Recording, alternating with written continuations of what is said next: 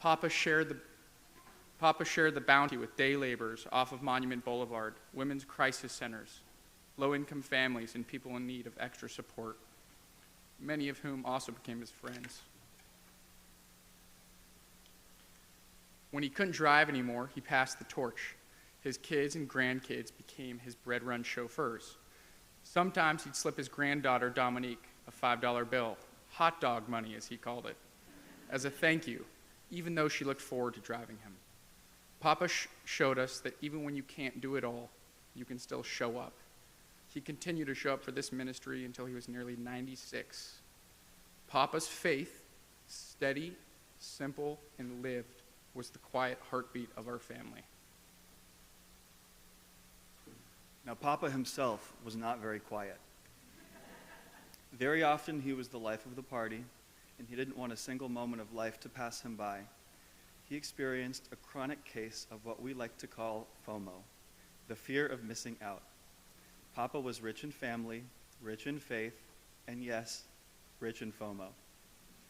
Despite the name, Papa's FOMO wasn't founded in fear. It was a fuel that kept him going. He wanted to be everywhere with everyone all the time. Papa and Grandma never failed to show up to virtually every family event. If a Regan was graduating, getting baptized, confirmed, married, performing in a play, recital, or sports game, they were there. Lest we forget his love of sports. Whether he was shouting at the ref for a bad call at a grandkids CYO basketball game, or sneaking his kids through the ADA entrance at a Raiders game, Pops loved watching sports, especially with family. He once flew to Virginia and built a weekend schedule just to catch every one of his grandson's football games. Eddie's on Friday night, Matt's at 7 a.m. Saturday, Greg's at 9, Chris's at 11, church on Sunday, and a Raiders game on TV before flying home. At 86, he was thrilled to make the pilgrimage to Notre Dame to watch them play Michigan State with his son Rob. In St. Louis, for a Cardinals game, Papa took a nasty fall in the shower, but he didn't tell a soul until after the trip because he didn't want his kids to send him home. Nothing could keep him from watching his grandson Daniel play, not even a broken rib. I can still see Pops in his bright red jacket and beanie at the annual family camp trip, laughing around the fire late into the night, surrounded by his grandkids, probably tapping Johnny on the shoulder to get him another Sierra Nevada. God forbid Papa found out about an impromptu barbecue that he wasn't invited to. He was the party, and if Grandma wasn't there to drag him home, he would always be the last to leave. As with his faith, Papa led by example. I didn't have many friends growing up, but my God, I always had my cousins. Around Papa's table and in his orbit, our bonds deepened. Whether it be begging our parents for a last-minute sleepover, flying across the world for a cousin's wedding, or a daily check-in through our infamous cousin group chat, we carry that same instinct, to show up, to be there for each other, and to stay until the last song. Papa's FOMO was contagious, and we all caught it. Just 3 days before his passing, Papa was tearing up the dance floor at his grandson William's wedding, wheelchair and all, surrounded by family, beaming. He lasted well into the evening, a full 5 hours, although he was a little bummed the next morning to learn he'd been driven home before the late-night after-party. Perhaps Papa's FOMO was the secret to his long life. There was always one more milestone, one more family gathering. He refused to leave the table before finishing every last drop of wine from the bottle of life. Yesterday would have been his 100th birthday, and he was so excited to celebrate with everyone. But he finally tasted the last drop of wine. God called him home. Towards the end, he'd tell his kids, "I really miss Mom." I'd like to think his FOMO was finally redirected upward. God willing, we pray, he's up there celebrating his 100th with a different crowd. Grandma, his parents, his son Dennis, and his family called home before him. We'll miss Papa dearly, but his death is not a tragedy. It's the conclusion of a full, rich life on earth and a peaceful passing into the next. A life that touched countless people, that showed us what it means to be faithful and that left the world better than he found it. In the end, Bill Whitehurst may have been right. Ed Regan was the richest man in the world, not only in his faith, family, and FOMO, but in unconditional love, in service, in presence. He shared those riches with every single one of us. So today, let's give thanks for the bread Papa shared, the faith he passed on, and the family he built. May the perpetual light shine upon Papa. Or as he might say to close one of his beloved voicemails, and probably with tears in his eyes too. Anyways, I love you. Talk to you later. God bless you. God bless you, Papa. As a quick reminder, there's a reception to follow at the St. Stephen's Catholic Church. It's about an 8-minute drive.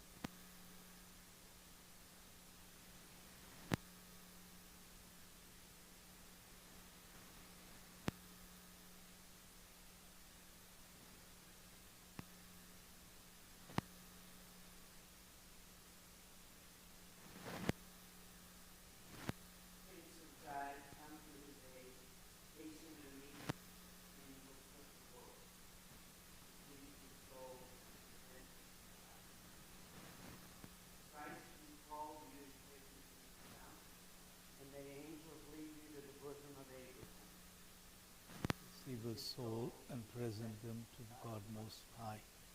Eternal rest grant unto him, O Lord. Let perpetual light shine upon him. Receive his soul and present him to God Most High. The Lord be with you. May the Lord bless and keep you. May he turn his face upon you and smile on you. May the Lord give you his peace. The Father, the Son, and the Holy Spirit. Funeral attendants, let us go in.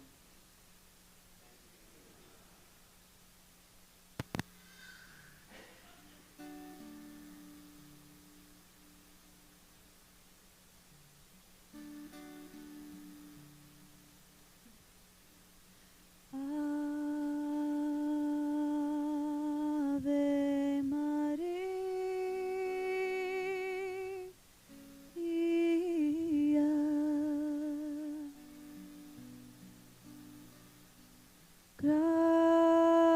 gratia plena, Maria, gratia plena, Maria, gratia plena, Ave, Ave Dominus, Dominus tecum, benedicta tu in mulieribus,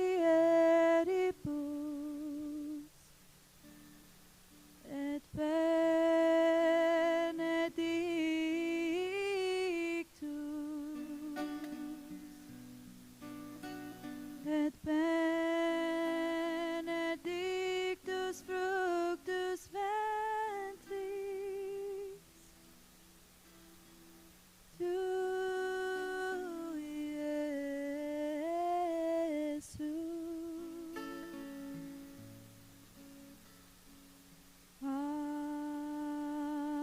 Ave Maria.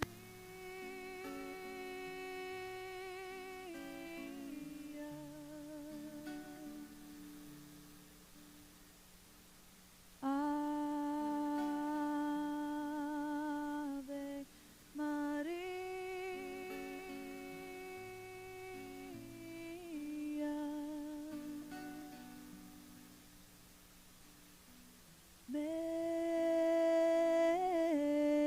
Maiden mild, oh, listen to a maiden's prayer, for thou canst hear amid the wild. 'Tis thou canst save amid despair. We slumber safely till the morrow, though we've by men outcast reviled. O maiden, see